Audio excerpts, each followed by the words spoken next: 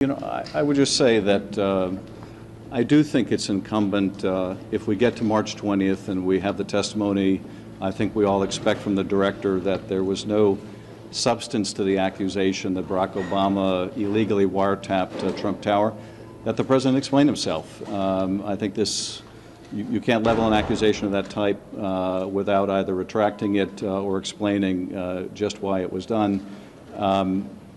And I think that there are, from a national security perspective, great concerns if the president is willing to state things like that without any basis, because the country needs to be able to rely on him, particularly if we have a crisis that is an external crisis, as every president does within their term of office. So I think it is a serious matter, and I appreciate the chairman's willingness to have an open hearing on this, and I think the testimony. Let's go through what we do know, okay? Hold on. Let me, and I am trying to answer your question, Jonathan, if you can calm down.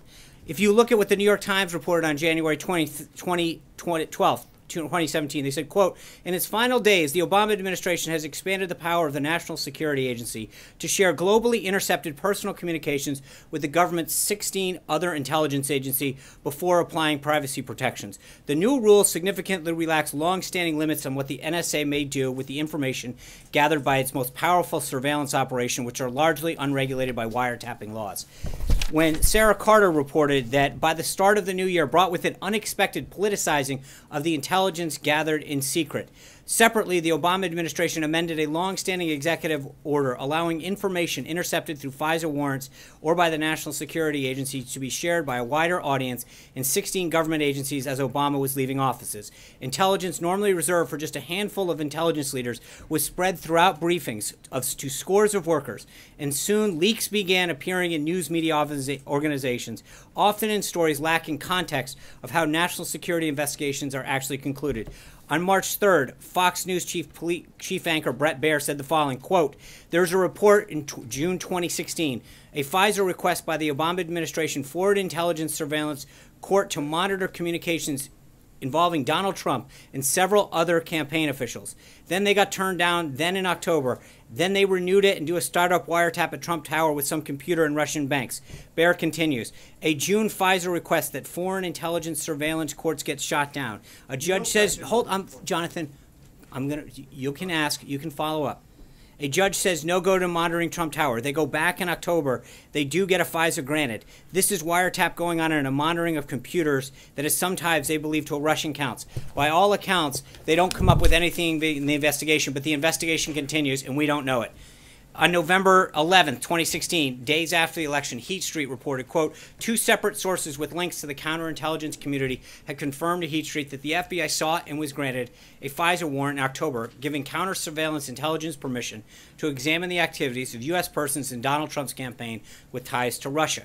The first request, which sources say named Trump, was denied back in June, but the second was drawn more narrowly and granted in October after evidence was presented of a server, possibly related to the Trump campaign and its alleged links to two banks, SVB Bank and Russia's Alpha Bank. Sources suggest that a FISA warrant was granted to look at the full context of related documents that concern U.S. person.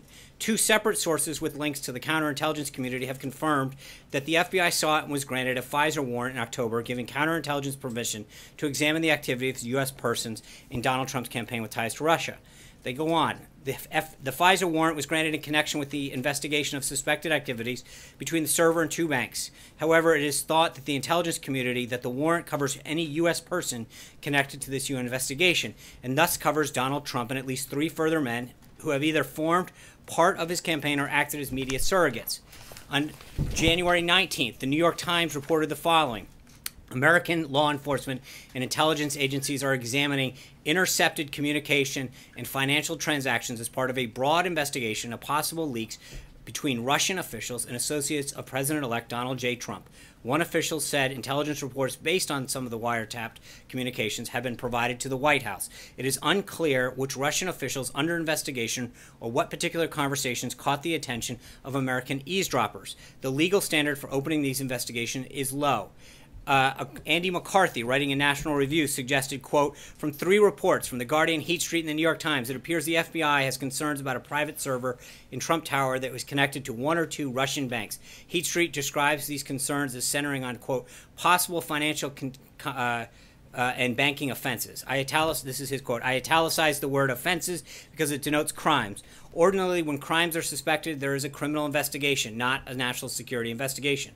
We go on. Sarah Carter from Circa reporting, intelligence professionals tell Circa News they were concerned that some of the Russian intelligence was spread through group briefings to a much larger than usual audience back in January.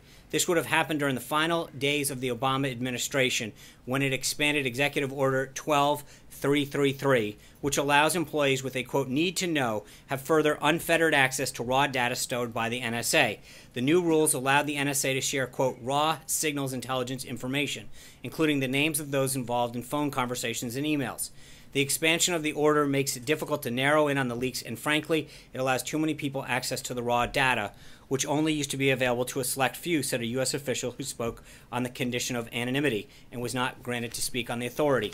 Numerous outlets, including the New York Times, have reported on the FBI investigation into Mr. Trump's advisors. BBC and then McClatchy revealed the existence of a multi-agency working group to coordinate investigations across the thing. On February 14th, the New York Times again refers to phone records and intercepted calls. Let me quote them. American Law Enforcement Intelligence Agency intercepted the communications around the same time they were discovering the evidence that Russia was trying to disrupt the presidential election by hacking into the Democratic National Committee, 3 officials said. The intelligence agencies then thought to learn whether the Trump campaign was colluding with the Russians on hacking or other efforts to influence the election. The officials interviewed in recent weeks said that so far they have seen no evidence of such cooperation. The officials said that the intercepted communications were not limited to Trump campaign officials and other associates of Mr. Trump. The call logs and intercepted communications are part of a larger trove of information that the FBI is sifting through. Days later, the New York Times then reports, quote, in the Obama administration's last days, some White House officials scrambled to spread information about Russian efforts to undermine the presidential election of Donald Trump, connections between the president-elect and Russians across the government.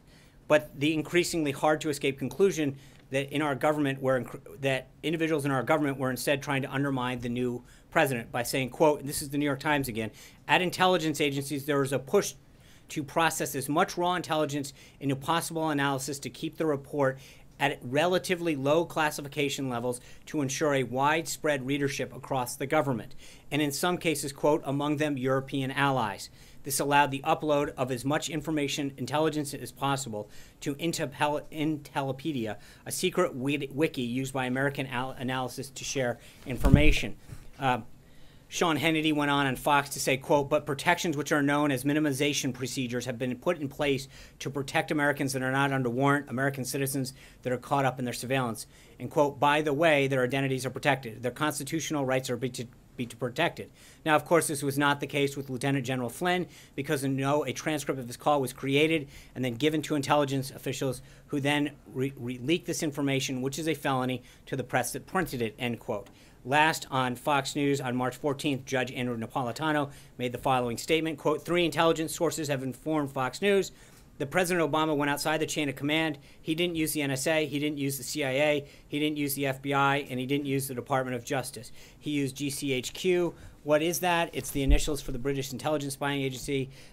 So simply by having 2 people saying to them, President needs transcripts of conversations involving candidate Trump's conversations involving President-elect Trump, he's able to get it, and there's no American fingerprints on this. Putting the published counts and common sense together, this leads to a lot. So, Sean,